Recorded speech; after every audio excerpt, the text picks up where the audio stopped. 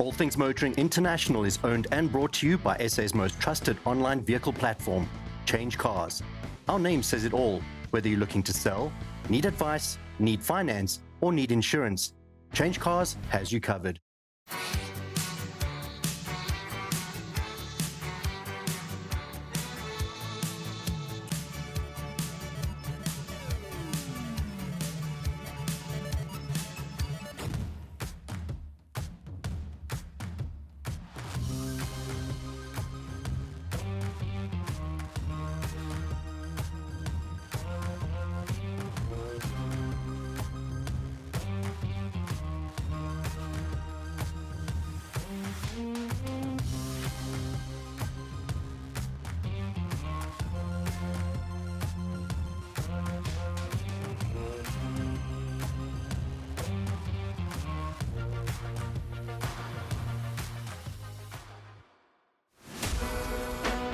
In this week's episode of All Things Motoring, Mike attends SA CAMPFEST 2025, and Ernest is back with a retro review. This is a show that will surprise and inspire.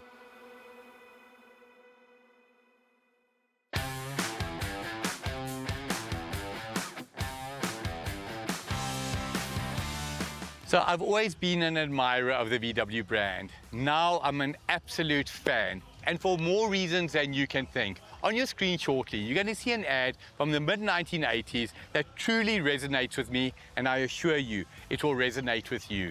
The 1980s in South Africa was a very different time. We had a political disposition that was despicable. Yet, there was one brand, and you're going to see it shortly, I'm keeping you in suspense, that said FU to the government in capital letters. Watch it and tell me why. I believe VW, you and me, you are part of the VW family.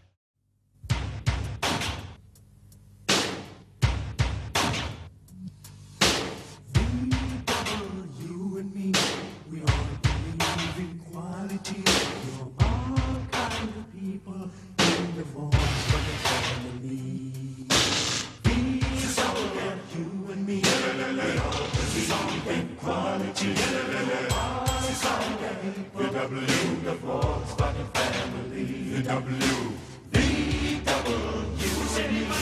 We all believe in quality. You're all kind of people in the Volkswagen family. VW, you and me, we all believe in quality. You're all kind of people in the Volkswagen family.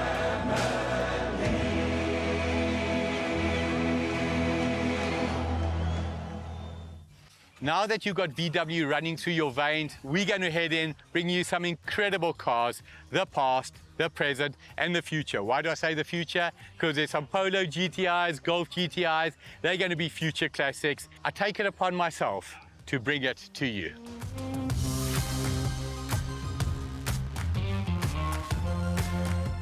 So we've all heard the term Big Brother, but today we're going to talk about Little Brother. The Golf GTI is absolutely the big brother of the Golf range. Behind us, a 1988 Golf 2 GTS, one step down from the Golf GTI. But in your opinion, is it actually a step down? It depends what you're looking for. I think I like the car because it's a little bit simpler, so it's easier to maintain. You know, like that fuel injection on the GTIs is becoming an issue. This vehicle, 1800, the same engine as the GTI, only difference was it didn't have the troublesome K-Jetronic or L-Jetronic at the time. Fuel injection, what's it like to drive? Oh, it's lekker to drive. It's got nice smooth power delivery. It's a talky car, and I mean a Golf 2 is such a solid car. In my opinion, it's one of the best Golfs ever made. I mean, it's almost got no rattles for, the 35-year-old car, so yeah. Now, 1988, luxuries were min. There's no ABS brakes. Does it have aircon at least? Yeah, this car's got aircon, so I think it was an option. Correct. Yeah. So it's got aircon and the aircon works, and it's like it makes a big difference, especially in summer. That is incredible. So as you'll see on your screen right now, when these Golfs had an aircon, there was a little button that you slid to the side, and you actually had the little aircon icon. So some things can't happen on air. Me and Ruben are going to have a chat off air. But Ruben, thank you for chatting. You've got a beauty here. If you ever want to sell it, do the right thing. Thanks.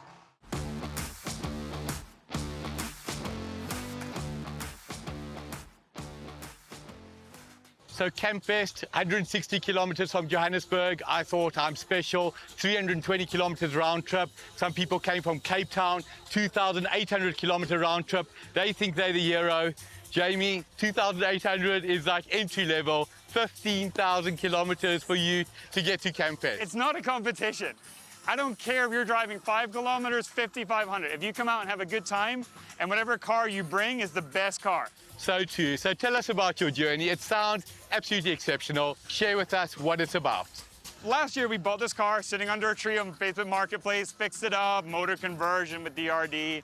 We went to all 9 South African provinces. Incredible. It was my chance to go and see more of the country, but also to meet people that maybe don't get tickets or don't have time away from work to come here.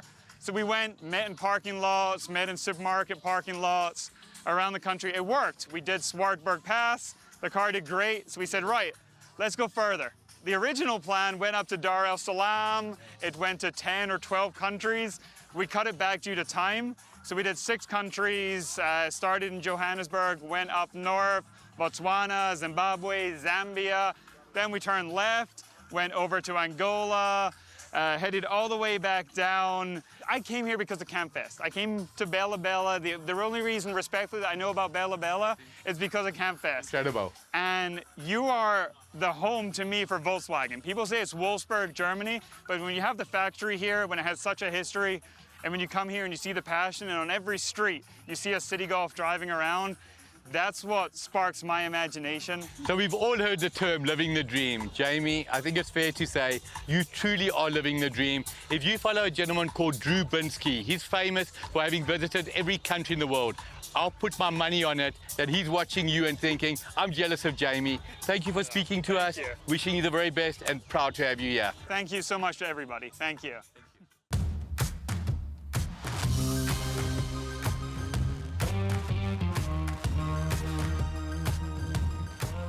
When I come across an original, unmolested, absolutely as it came from the factory, 1988 VW Fox, I'm in awe. Next to me is a car that has a few standard features. For example, the original rear view mirror. Sam de Fonseca, you have a YouTube channel called The Car Scene. I believe you tasked yourself with finding the cheapest VW in South Africa that could drive around 1,000 Ks from your starting point to Bella Bella. Well, clearly you've made it because you're looking at this strange fox in the wild.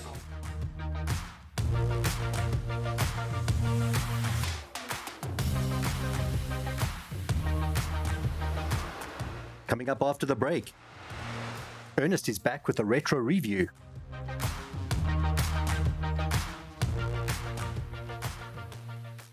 Don't touch my car, please. Are you looking to sell? Visit Change Cars and click on the Selling tab.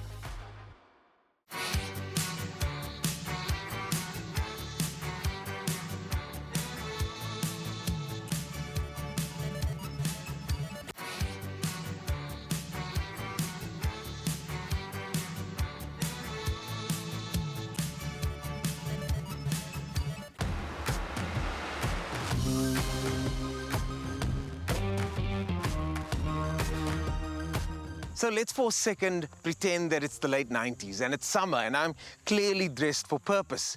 But I've got no air conditioning, no power steering, and definitely no electric windows.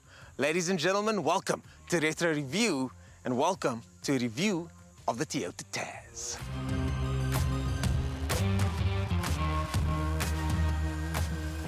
At one stage, the Tazz was the cheapest car that you can buy in South Africa. And thankfully, times have moved forward because today, if you bought the most cost-effective car, you'd at least get a button where the window winder is. But back then, the market was a lot more closed up and competition was fierce between this and the City Golf, a car that was also quite a sparse example of a car. You see, back then, it wasn't uncommon for manufacturers to take something like the Toyota Conquest, strip it out, and call it a Tazz, and South Africans absolutely loved it. But for more on this car, I think we need those juicy details from the voice in the sky. The Toyota Tazz was a popular budget hatchback in South Africa, produced from 1996 to 2006. as a facelifted version of the Toyota Conquest. Despite minimal updates over the years, it remained one of South Africa's best-selling cars until discontinuation in 2006, when it was replaced by the Toyota Yaris. Today, the Tazz is still widely seen on South African roads, valued for its longevity, low maintenance costs, and extremely frugal range of engines.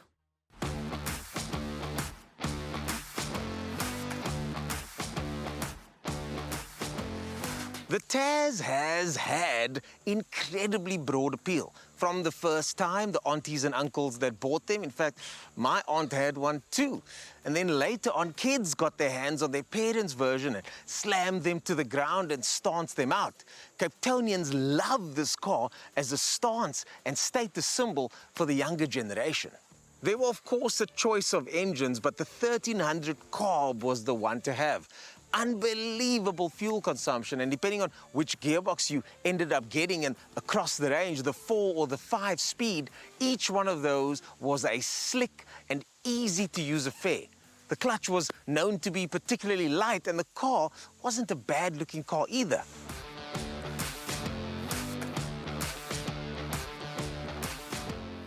Let's start with what's not right on this car yet, and that is that the steering wheel over here still needs to be recovered. The roof lining, however, has been done, and I think for those that have owned cars like this, you all know the feeling of a roof lining tickling you on the top of your head. This car has under 155,000 kilometers on the clock, and if you look online, you should find a couple examples available for around 50 to 70,000 Rand. Still quite popular for those on a budget. I think it's time to activate the air conditioning because I am sweating my proverbial stones off. Let me just turn the aircon on quickly. Aircon's on. That's better. Let's hit the road.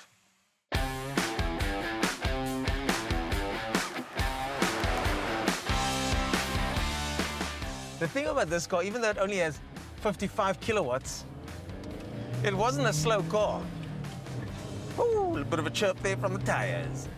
Let's talk about how it drives. It actually drives quite smoothly and very responsive. The engine pulls nicely. That 55 kilowatts and this 880 kilograms match very nicely together.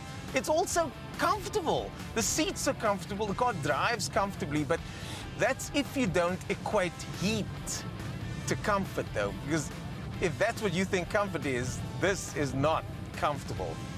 The fan's only going to blow the smell of the manure on this tractor onto me. So, oh, that is actual manure on the back of this tractor. Of course, this one didn't come with a rev counter. There is a space for the rev counter, but instead you get the fuel gauge and the heat gauge. Now remember, the Tazz was based on the outgoing Conquest, and it's basically a stripped down Conquest, just like VW's Polo Vivo and many others.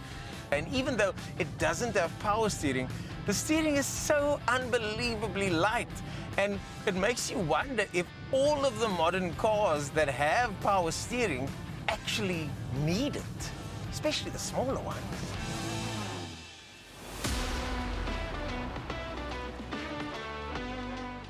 These slick gears, and this one over here is the 5-speed model. 5 speeds, people. 5 speeds used to be a big deal.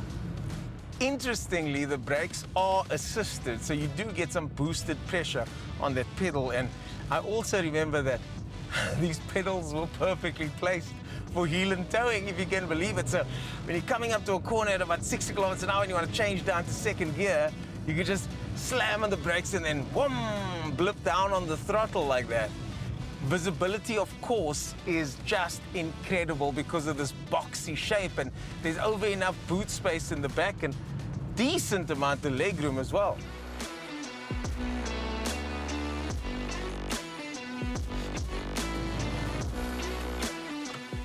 Whew. I need a break. But before I drive again, that reserve tank light, when it came on, you could still go for another what felt like 200-300 kilometers. It doesn't have ABS, as I clearly demonstrated now. Oh, it doesn't have a reverse camera either. Oh, and sorry, Mike, but there's no traction control either.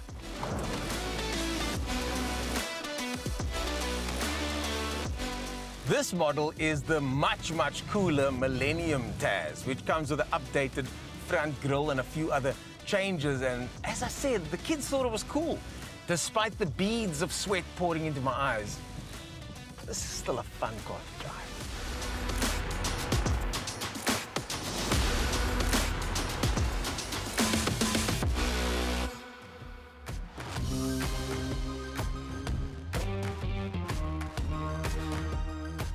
Remember when you needed a key to open a boot? Yeah, that was a long time ago, wasn't it? I think we should be proud as a generation.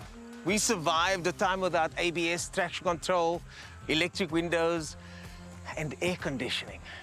It was simpler times, and would I ever want to go back to those times? Absolutely not. But it is nice on a sweltering hot day like this to be reminded that sometimes technology is a good thing. Coming up after the break, Mike is back at CAMPFEST 2025. Did you know? The Toyota Tazz became a popular choice in South Africa grassroots racing, particularly in the famed Group N era, where many stories abounded of rental cars getting used for spare parts on race weekends. Its simple yet durable 1.3-litre and 1.6-litre engines made it a favorite among amateur racers, often competing in stock car, gymkhana, and drag racing events. Many racing enthusiasts modified the Tazz for better performance. Despite its economy car origins, the Tazz earned a reputation for being surprisingly quick and competitive in the right hands. Even today, it remains a staple in local motorsport, proving its enduring legacy beyond the streets. Looking for finance and insurance? Visit Change Cars and click on the Financial Products tab.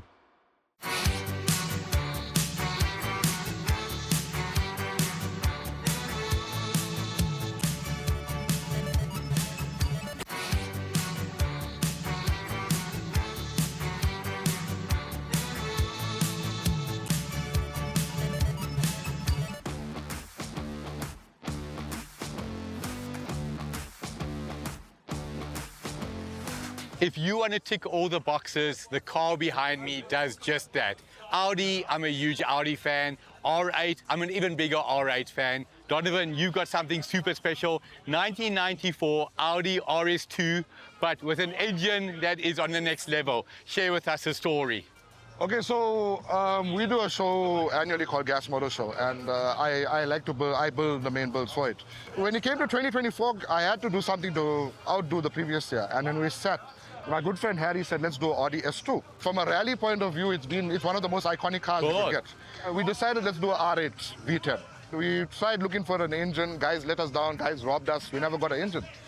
So in the end, I just said, you know what, I can't do this anymore. I bought a running R8 V10, took it home. You bought a car for the engine? I bought a car for the engine, That's the incredible. R8 Spider. Took the engine out, and then we had to get it to work. Then the fun part started. Now you've done something so special. What always intrigues me is the very first time it starts up. Of course it sounds amazing, but now you're going to drive it for the first time. You get in to drive it for the first time. Are you nervous? What is it like? Okay, so to be honest, the first time driving it was interesting. But there's an R8 engine pulling you instead of pushing you, because normally this is at the back, now it's in the front. Yeah, now it's actually pulling you. But remember, but because of our quattro system, you could say, you don't feel the pull, if you know what I'm saying. It feels distributed. Now, a vehicle like this, you can only imagine what it would have cost to build. If we may be so personal as to ask, can I take a guess? Way more than $1 million. I reckon more than 2 million. Somewhere between 2 and 3 million. We're just sitting just over 3 million rand.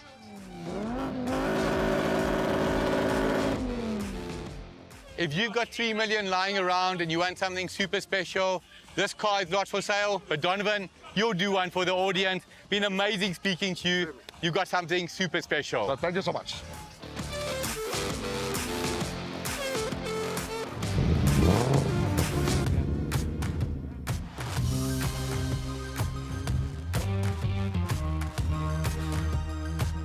Behind me, 1979 Golf LS. This was Session, the entry level of the Golf range. Am I correct? Correct. Tell us about this particular example. So this one is a 79. It originally came with an 1100 motor. Correct. Now, when you think of the entry level, it was called an LS 1100. Then you went to a GL, and if you wanted to combine the two and go one level up, you went to the GLS, then the GTS, and then, of course, the GTI. But this particular vehicle, what have you done to it? Because the body looks incredibly original, the interior looks beautiful and original, but the engine ain't an 1100 anymore. So we've basically maintained the paint. Right. It's actually 40-year-old paint, 43 years old. And we actually, only part we painted on the car was the engine bay. That's incredible. And we've touched up some stone chips here and there. And just kept on polishing, maintaining, ceramic coating. We've changed the wheels.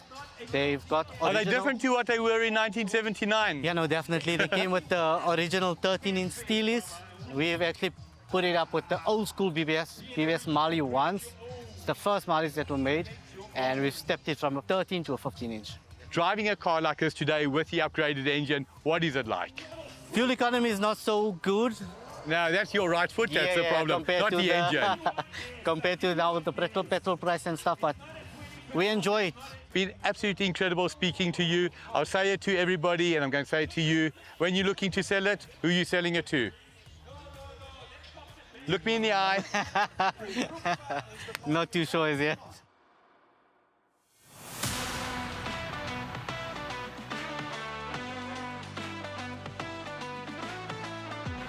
The Volkswagen Group, parent company to three incredible German brands, Audi, Volkswagen and Porsche. But occasionally there's some interbreeding, not necessarily with parents' approval. You are living that. Tell us about this 1980 Golf that is no longer quite a 1980 Golf. Yeah, it was initially 1100. 1100? Yes. And we decided to just... You decided to go big or go home? Yeah. At the moment, it's a 3.6 Porsche. Now, to the best of my knowledge, overseas, the Cayenne 3.6 wasn't offered in manual. Am I correct? 100%. So the bell housing on this, what have you done? So we took a Golf 4 R32 gearbox, an all-wheel drive gearbox, which I modified to two-wheel drive. And that's what we adapted to the engine. The power to weight ratio on this must be insane. On the road to drive, what is it like? Scary. It's nice, but it becomes very scary on the top end. Like what, a 280, 290 No, or a little bit before that? A little bit before that, yeah. Incredible. So now we've had the pleasure of interviewing Kevin and his team 2 years in a row. On your screen right now, you'll see what we did in 2024, 2025 with the Porsche Cayenne, 26 is a Caddy. Is a Caddy. Lovely chatting to you. Thank you, Appreciate your time. Thank you.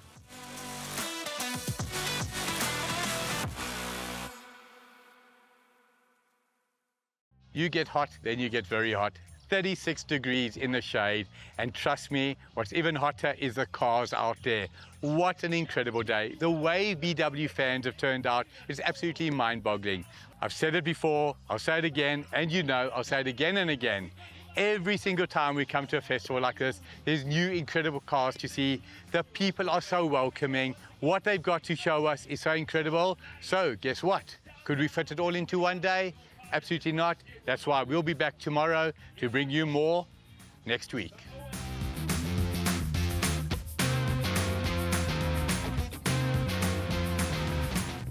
Here is the screen top tip of the week. Shaving cream for your windscreen. Apply shaving cream to your windscreen to prevent fogging and improve visibility during winter months.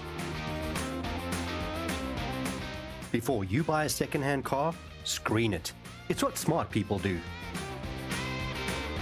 Coming up next week on All Things Motoring, Mike is back at CAMPFEST, and Ernest attends the George Old Car Show.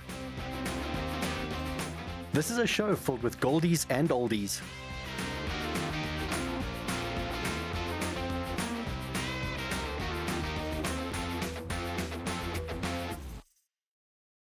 Barry Hilton, you coined the phrase, I believe, no gaan ons braai.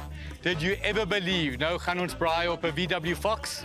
We survived cars without ABS, without air conditioning, without traction control, and... Oh, wait, sorry. So when you come across an original VW Fox that has done nothing... Okay, 1 second. But I am starting to sweat my proverbial down. What's another word? It's absolutely mind-boggling. I've said it before, I'll say it again. I was today years old when I found this out. Remove dead batteries from remote. Fill with rice, but make sure it's specifically basmati rice. Get ready to have your mind blown.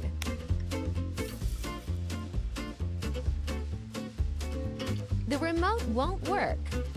Do you need any motoring advice? From where or what to buy? And where to sell?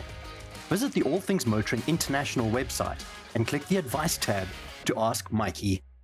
All Things Motoring International was brought to you by SA's most trusted online vehicle platform, Change Cars. Our name says it all. There is no safer online vehicle platform. That's not an opinion, that's a fact.